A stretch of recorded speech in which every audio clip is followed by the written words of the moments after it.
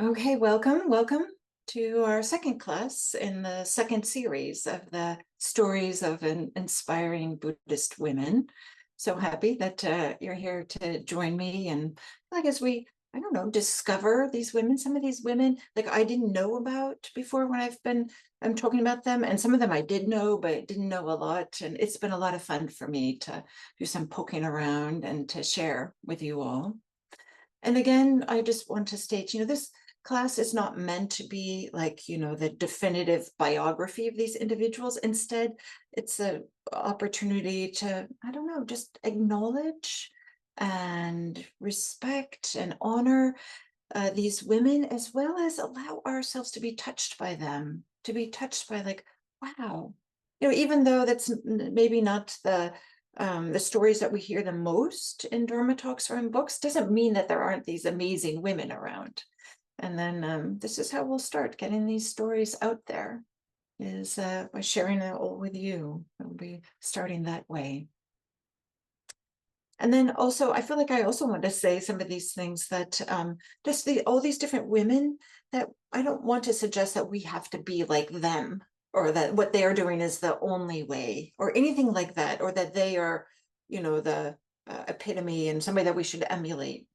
Again, just this idea that allow yourself to be touched by what we're learning here. And is it a way that it can support your practice? Is it a way that maybe, I know for me, sometimes I feel like, wow, they found a way. Maybe I can find a way through this little rough patch here too. Is a way that can support us, maybe kind of a abstract way or something like this. So today we're going to do something a little bit different. That we're going to be talking about an amazing woman. Many of you have heard of this woman, and through books and maybe even some of her teachings. It's an amazing person. And we have the great good fortune to have a student of this woman who's going to be sharing about her with us. And it also happens, in my view, that this person who's a student, is also a fantastic storyteller. So I think this will be great. We'll have this a way that we can learn about this woman. So we're going to be talking about, or I don't know. Yeah, I'll say Ayya Khema. We'll be talking about Ayya Khema, this wonderful woman, amazing woman.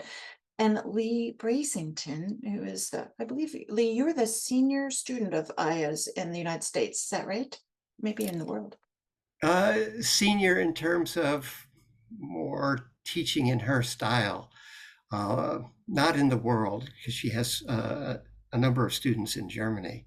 But I'm the only one that she authorized in the States that's actually doing it. So if that makes me senior, I guess it does. Okay, and I'll turn it over to you, Leigh, where you can share about Ayya Khema.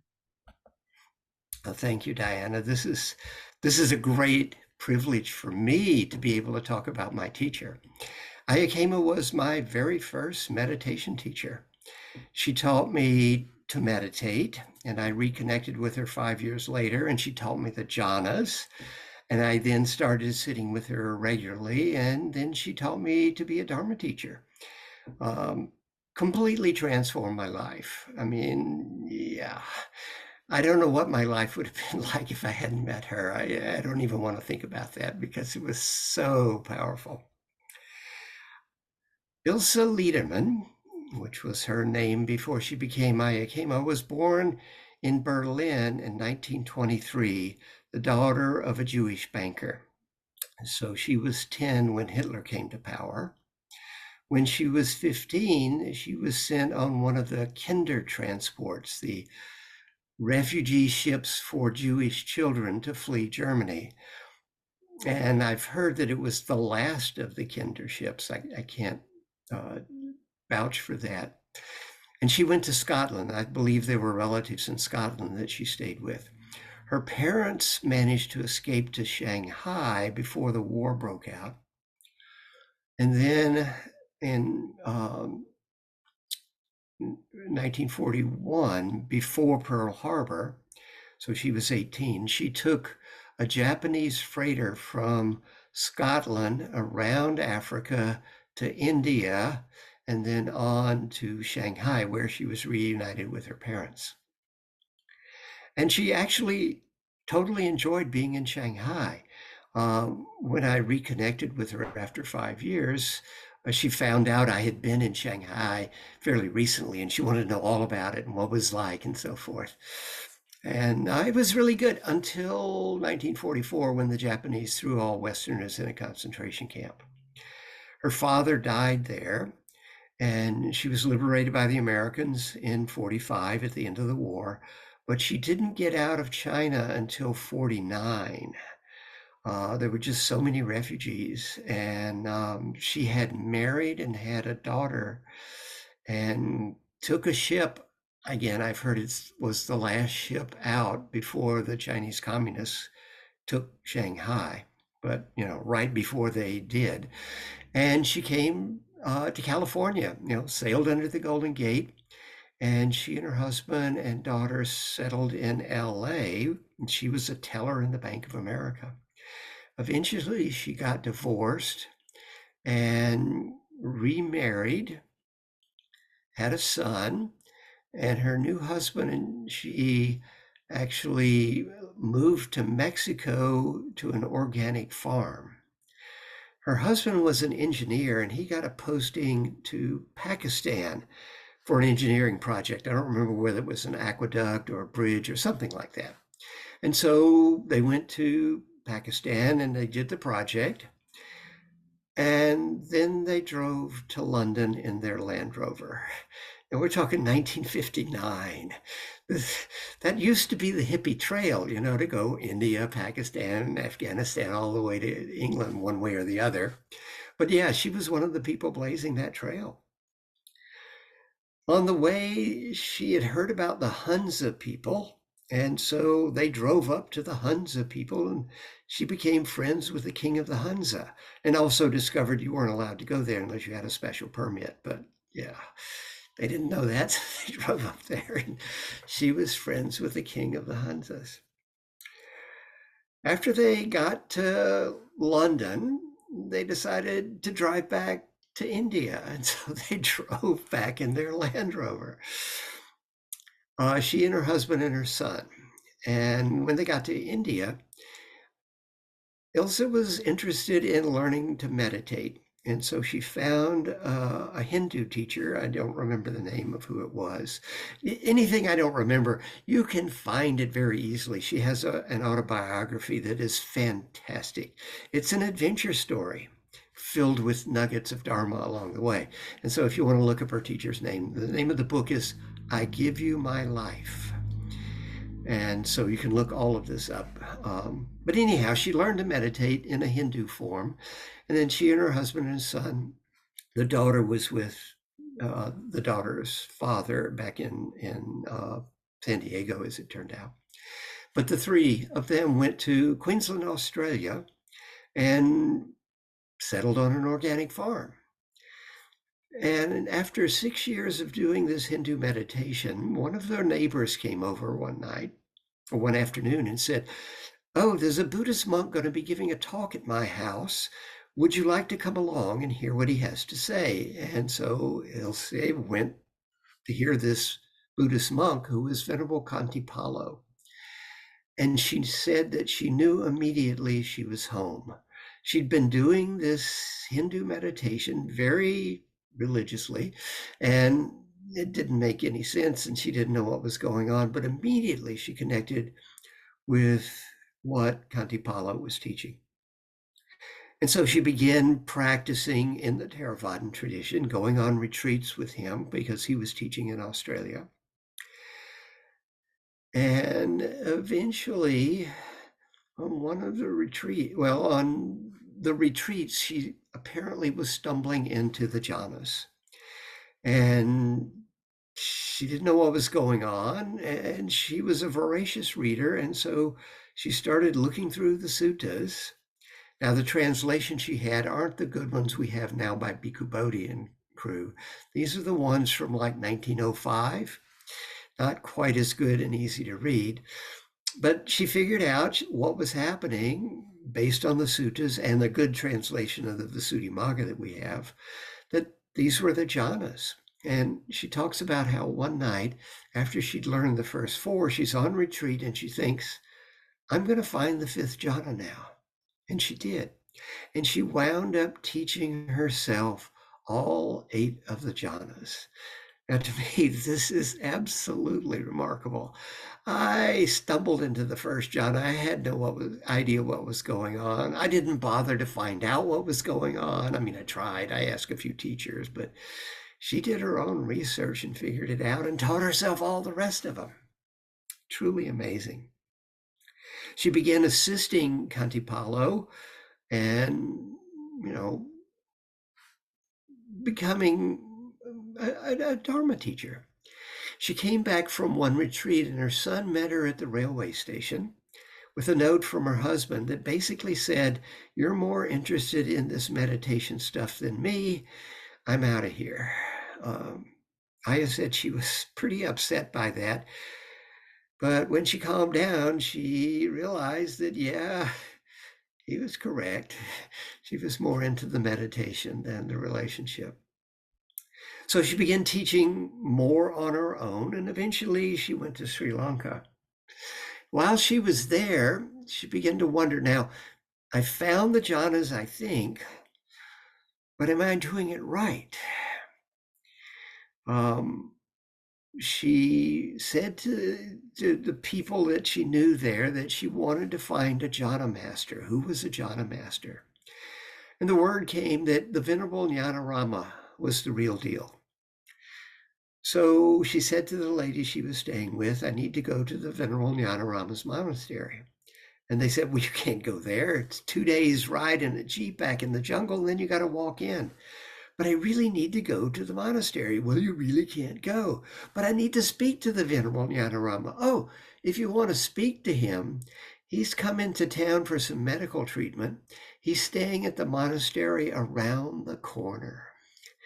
So they leave the place, the house where she's staying. They walk to the closest monastery. She goes in. She has an interview with the Venerable Jnanarama. She explains what she's doing. And at the end, she says, am I doing it right? And he says, yes. And furthermore, you must teach these. They are in danger of becoming a lost art. And so she did. Venerable Jnanarama, being a monk, wasn't particularly comfortable teaching women, nuns or lay women. And so he basically assigned all the women students he had to Ayya Khema. Well, she wasn't Ayya Khema at that point, but shortly after that, she became a nun. Now, in Sri Lanka at that time, you could only be a 10-precept nun. You couldn't get full ordination. But Ayya Khema was not going to let anything stand in her way, certainly not 2,500 years of patriarchy. So she came back to visit her daughter in San Diego. And while she was on that trip, she went to the Chan temple in LA, the Chinese Zen temple in LA, and got the full ordination because the fully ordained lineage of nuns has not died out in China. And in fact, they got their ordination from Sri Lanka. So she was, just reconnecting a little further down the line. And then she went back to being a fully ordained Theravada nun, perhaps the first one in 1,000 years. The lineage of fully ordained nuns in Theravada had died out about 1,000 years ago. And so this was Ayya Khema, You can't do that? No, I'm going to go do that. And she did. She also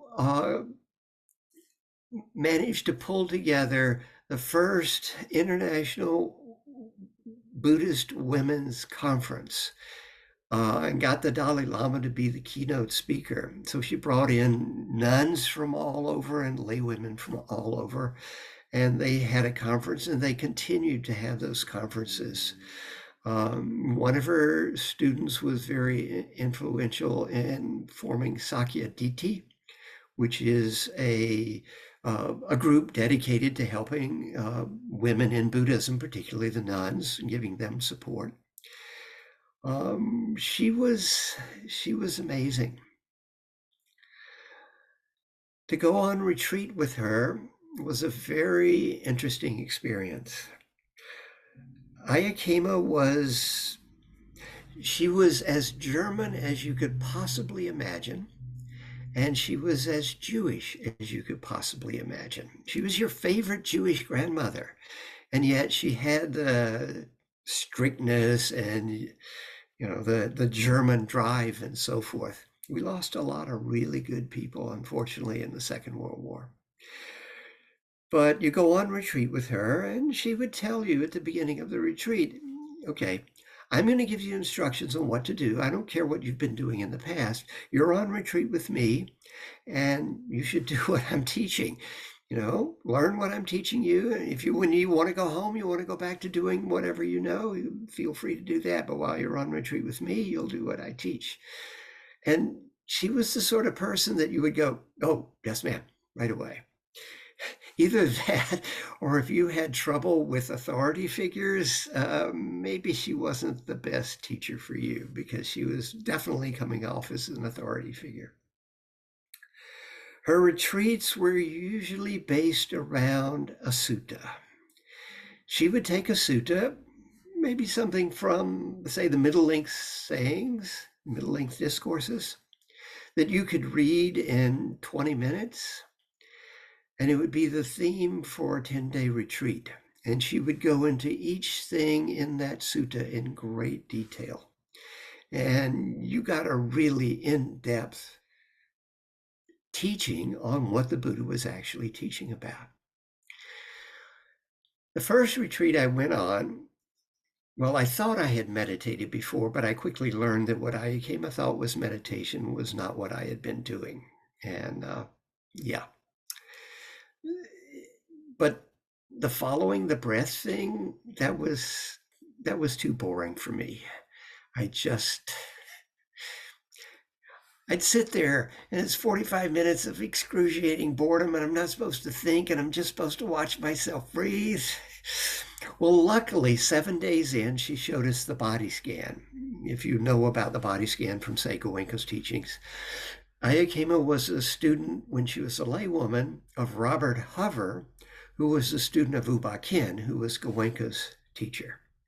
And so she would show the body scan during every one of the retreats. And I could do that because, well, it gave me something to do, not just sit there and be bored.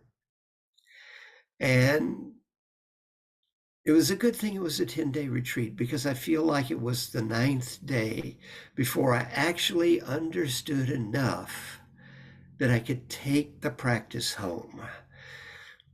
One of the other things that was so important on that retreat, when I went on the retreat, I was a pothead. I was stoned like 5 nights a week and had been for 14 years. Of course, I wasn't going to smoke on the retreat. Yeah, no, that was no problem. I could give it up occasionally. And then at the end of the retreat, she would do a precept ceremony. Unlike most teachers who do the precepts at the beginning of a retreat, she would do a really sweet precept ceremony at the end of the retreat. Well, yeah, that was a religion thing. And I'm a Presbyterian preacher's kid, and I wasn't interested in the religion stuff. So I wasn't going to do the ceremony. But she gave a really brilliant talk on the precepts. And when she got to the 5th precept, she said, "We are confused enough already. We don't need to ingest anything that make us more confused." That really struck home with me. I mean, I was curious about the meditation because I'm curious about what's really going on in the world. And if I really want to understand what's going on, she's right. I need a clear mind. And I quit smoking pot right on that instant. So the 2 things I took away from that retreat were, well, one was this woman is a brilliant teacher. She speaks really clearly. She lays it out there. It's quite amazing. And the body scan and quitting pot. So 3 years later, I stumble into the first jhana when I'm on a retreat. Nobody tells me it's a jhana. I get the word piti. And yeah, for the next 2 years, I'm going around getting to piti and asking teachers, what's going on with this? Nobody told me anything that made any sense to me. I don't remember what they told me because it didn't fit my experience. And then I reconnected with Ayya Khema, and her interviews were basically, tell me what happens when you meditate. And so when she asked me that, I said, I can get to PT. And she said, oh, good. That's the first jhana. Here's how you do the second. Somebody knew, and furthermore knew what came next, which was really good. And during that retreat, she taught me jhanas 2, 3, 4, 5. And then a year later, I was back and she taught me 6, 7, and 8. But that retreat was 5.5 weeks long. So I had time to practice the jhanas. And then I had time to learn what the jhanas were for. They're a warm-up exercise for your insight practice. She had me step through the jhanas and then step out of number 8 and start doing an insight practice. And the insight practices I was doing post-jhana were so much more profound and powerful than anything I had ever experienced before. She had the Buddha's gradual training, which actually was what she was teaching on that retreat, just nailed. Okay, keep your precepts. Now, guard your senses, be mindful, etc. Abandon the hindrances, do your jhana practice, and now start investigating reality. It was transformative. My friends could see I was different when I came back. And she's doing all this teaching. She has the sutta in front of her. She reads a little bit of it and then talks off the top of her head for the next hour on the paragraph she just read. And the next day she reads the next paragraph and talks off the top of her head for an hour on what she's just read and goes through this whole sutta, explaining everything that's going on. Some of the stuff took a couple of days to really explain the paragraph or two that she had read. She had a phenomenal memory. She knew the suttas really, really well. And she was an inspiration that anybody that studied with her because of the clarity of what she taught and the ability she had to make the Buddha's teachings come alive in the 20th century, such that, yeah, you could read a sutta after you'd heard it from her and it made sense. And then you could read another sutta along the same lines and it made a lot more sense than when you read it before. And that's how I learned what I know about the suttas, was basically her giving me the background necessary so that I could begin to read suttas. She had an island in Sri Lanka where she was living when I first met her, where she had a monastery, a nunnery for Western women that wanted to come and practice for 3 months or longer. But with the civil war in Sri Lanka, she wasn't in any danger, but the infrastructure of the country had broken down. And so her German students convinced her to come back to Germany to live. The first time she went to Germany to teach a retreat, she had to spend the whole plane ride with a German Pali dictionary, learning what the German words were for the Pali. She only knew the English words. Sati, that's mindfulness. What's the German word for sati? And she had to get all that.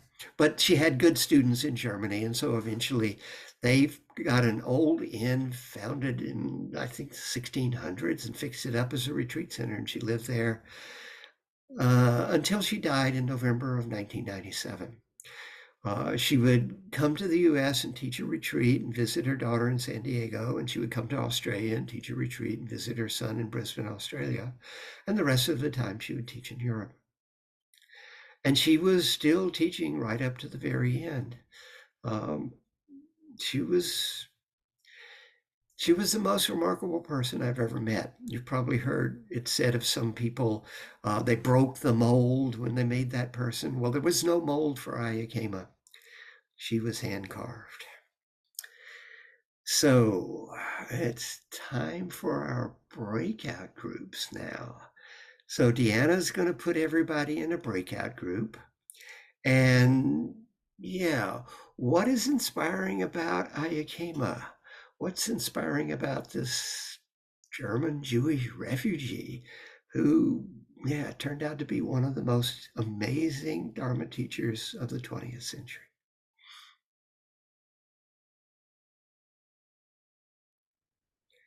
So any comments from your breakout groups? Any questions that came up? Anything? Well, there'll be a time for some more Q&A, but has anything come up you want to talk about right away?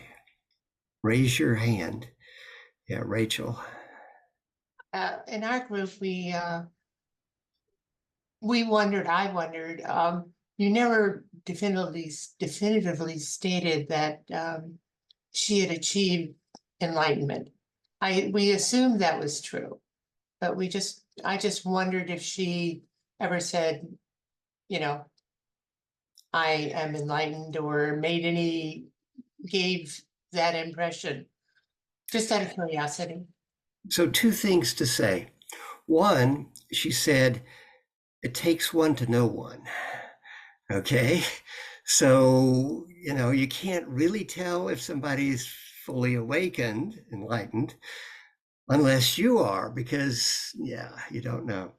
The other thing I would say, she has a book on the ninth discourse in the long discourses, Digha Nikaya number 9, on the Podapada Sutta, called Who is Myself? And she talks about the jhanas in the first part, and she talks about not self in the second part. Read the last chapter.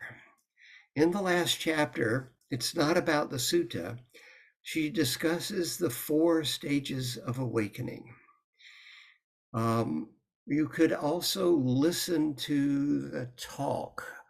I think I can quickly give you the link to that talk.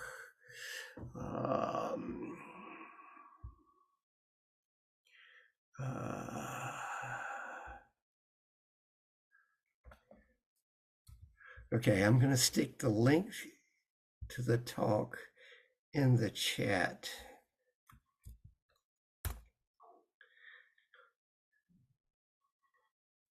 If you can copy it, you can copy it down, with using your thing, or you get a piece of paper and copy it down. And so she talks about the 4 stages of awakening. And so this will give you probably your best sense of Ayya Khema and her relationship to the stages of awakening. But I'm going to leave it up to you to draw your own conclusions, because I'm quite certain for myself, I'm not awakened, so I can't really say about her. But she was definitely ahead of me. She was very spiritually advanced to do what she did. Yeah, brilliant. Thank you. So how many languages did she speak? She spoke German as her native language, and she learned English in Scotland. And she knew a lot of Pali, but I wouldn't say she spoke Pali. So it was mostly German and English. One of her students was German and said to me, actually, I can understand her English better than her German because she speaks with a pre-war German dialect accent. So she had a unique way of speaking. If you listen to her Dharma talks, you get a sense of her English speaking voice, and she just had her own unique way of speaking. But I think it was mostly German and English. I have a second question. What became of her children? Did they follow her into Buddhism, or did they find their own different paths? So neither of the children followed her into Buddhism, but her favorite grandson went on retreat with her. And so I don't know if he's still practicing, but he followed her in. And I heard about, I think it was another granddaughter who really didn't know Ayya Khema, but was really trying to find out some information. And I tried to put myself in touch with her, but she was apparently interested in Buddhism and her grandmother and what all that was about.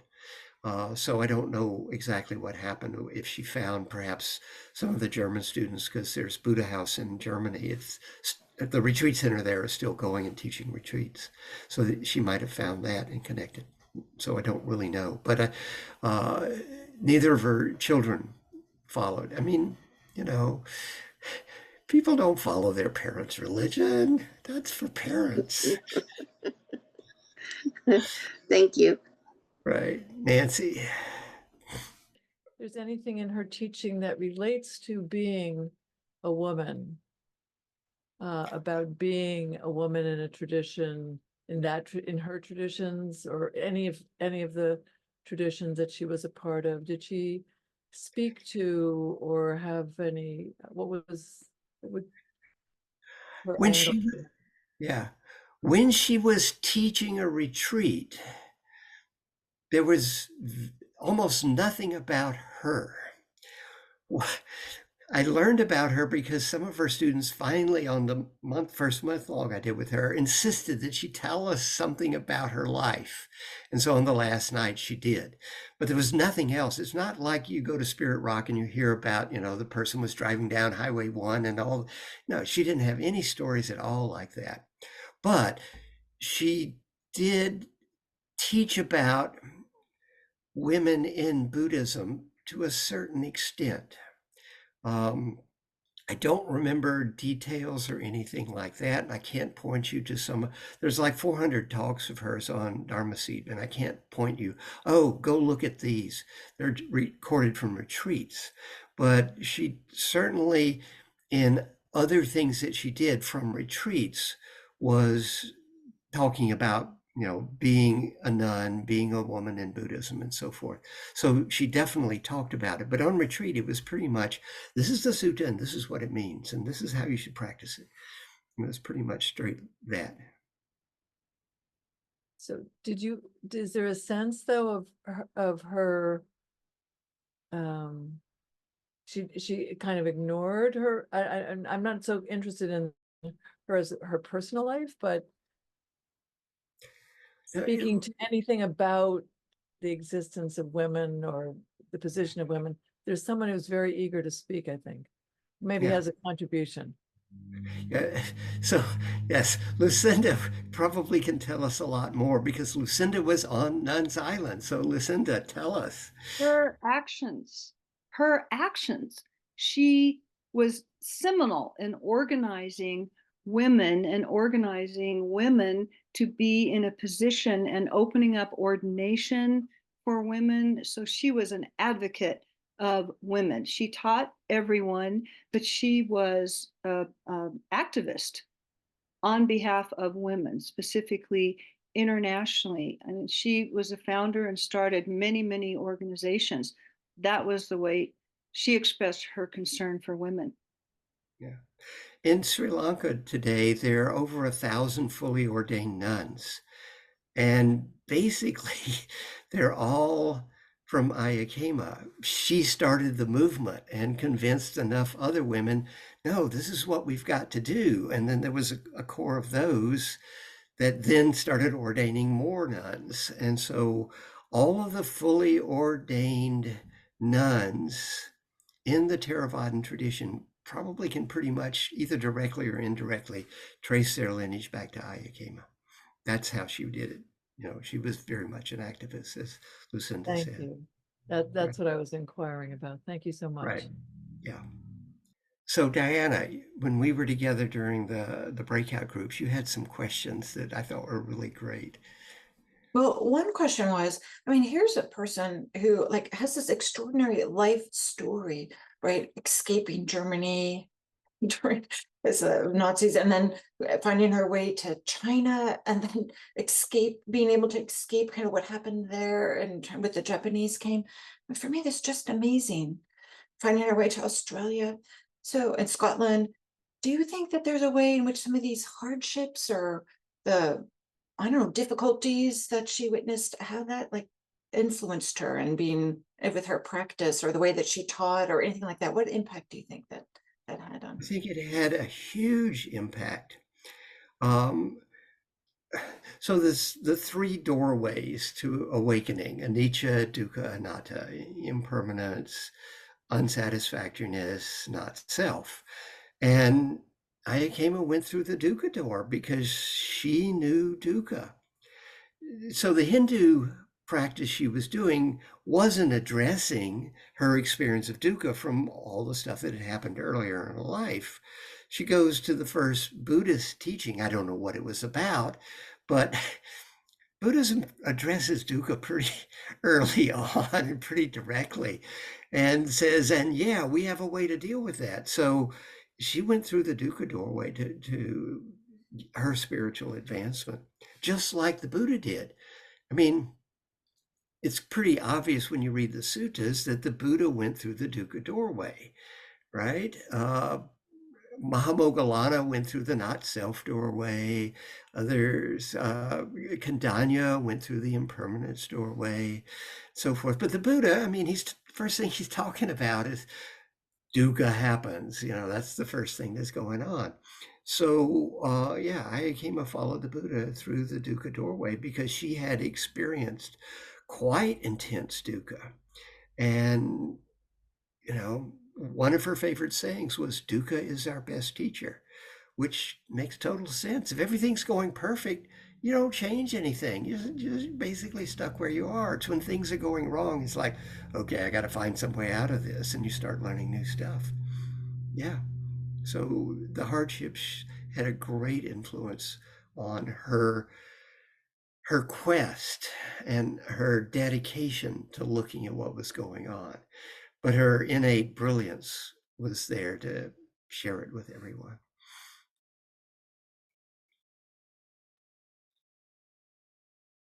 I have some more questions I can ask, or I don't know if Lee, if you want to share about her teachings, or what would you like here? Or Yeah, go ahead and ask your other questions. yeah, so you talked about jhanas, and maybe it'd be worthwhile to say just a few words about like jhanas, just to make sure everybody understands. And then my question is, was she like always teaching about the jhanas? Was this like the primary thing that she taught, or is it she noteworthy because nobody else was teaching about jhanas at this time? So, or maybe it's a little bit of both, or something like this. Yeah. So the jhanas are 8 altered states of consciousness that are brought on by concentration and yield even more concentration. This allows you to stair-step your way down to deeper and deeper levels of concentration. With a supremely concentrated mind, whatever insight practice you do in the last half of that sitting is going to go much more efficiently. Just like if you want to cut something with a knife, it helps to sharpen it up. Yeah, same thing for your mind. Sharpen your mind up by getting concentrated. When I first sat with her in 1985, she did not mention the jhanas in the public talks, so forth. She mentioned them once. She said she was surprised at how many of the women that came to Nuns Island in Sri Lanka could get into the jhanas. That gave me the impression, whatever these jhanas are, they're difficult to get into, but I had no idea. Okay. And I guess my first interview with her, I couldn't follow my breath. That was too boring, but I could do the walking meditation. And I asked, could I just do walking meditation? She said, no, it won't give you enough concentration to get into the jhanas. Okay, so the jhanas were something that was hard to get to and you needed concentration. That's all I knew from that. And there was nothing else about them at all in the whole retreat. 5 years later, when I reconnected with her, she was giving Dharma talks on the jhanas as part of the retreat. So early, if someone came to an interview and they had enough concentration to be able to access the first jhana, she would then start teaching them the jhanas in the interviews, but she wasn't publicly teaching them. By the time 5 years later, she was publicly teaching them. And that's what she became known for, because the jhanas are so, I don't know, whatever gets projected on them. But I would say that she was a Dhamma teacher, not a jhana teacher. She taught the Dhamma as found in the suttas. As I said, she would take a sutta and really go into the depths of what it meant. And on my website, I have a page that links directly to all of these Dharma talks that are available on Dharma Seed. I'll stick that in the chat as well. And at the top of that page, there's some of the talks that are in bold. And those would be the ones I would recommend you start with if you really want to explore what Ayya Khema was teaching. And the the retreat that I mentioned, the Samanyapala Sutta, talking about the gradual training that had such an impact on me. Yeah, that's one that she taught in July of 1991. And there's like 28, 30 talks from that sutta, from that course. And you talked a little bit about her books, and I wonder if you could say, well, I also know that you just edited and published, right, maybe a year or two ago, about her loving kindness teachings. Is that right? So Right. she did loving kindness and jhanas, and I don't know. I kind of like this idea. There's this woman. She was pretty diminutive, right? I think you said she's only She was 4'11", right? 4'11", yes. But just this powerhouse, right? This authority. I don't know. I kind of like this, the jhanas that have this, there's a certain power maybe associated with them, and this loving kindness in these Mhm. books or something like this. Do you want to say about, I don't know, Yeah. the warmth and the strength and something like that? Yeah. So, I'm over 6 feet tall, and yet I thought of Ayya Khema as taller than me. Because, okay, I'm sitting on a cushion at that time, I could, and she's sitting on a little raised platform. So, yeah, I'm looking slightly up to her. But she projected as someone over 6 feet tall. That was the aura that came off of her. She wasn't a tiny person. She was much bigger than she physically appeared. And she was stern, and she was the authority, and she was very loving. She has these brilliant loving kindness guided meditations that are visualizations. Visualize a flower garden in your heart. Now, take the flowers and give them out to everybody you know. I mean, she takes 10 minutes to go through with all the categories and everything. Beautiful stuff. Again, this is stuff on my website. I can give you the link to those as well. But even better, she did 3 evening talks on the 15 qualities at the beginning of the Metta Sutta that you are to cultivate on the spiritual path, so that you can do your metta practice correctly. And so if you read the Metta Sutta, this is what should be done by one who's skilled in goodness and who seeks the path of peace. Let them be able, upright, etc., in the 15 qualities. And so one of her students asked me, if I transcribe those talks, will you convert it into a book? So I took the transcriptions of those talks and another talk that she'd given on metta and put that all into a book. And it's a beautiful book on metta. It's yeah. You want to know about metta from the suttas? Yeah, go read that book, because that's where Ayya Khema is coming from, is from the suttas.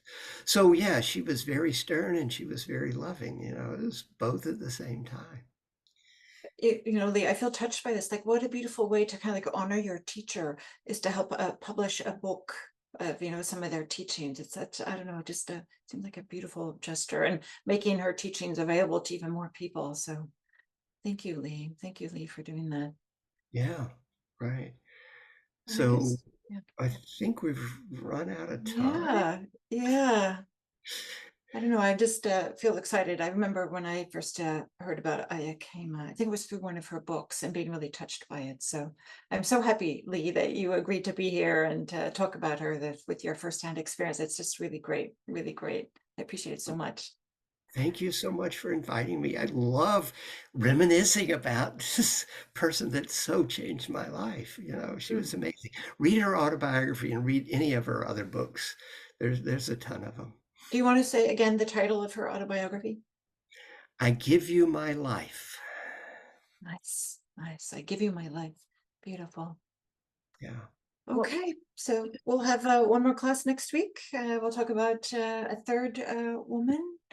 And until then, I don't know, may you be safe, may you be well, may you take care of yourself, take care of each other, and we'll see you next week.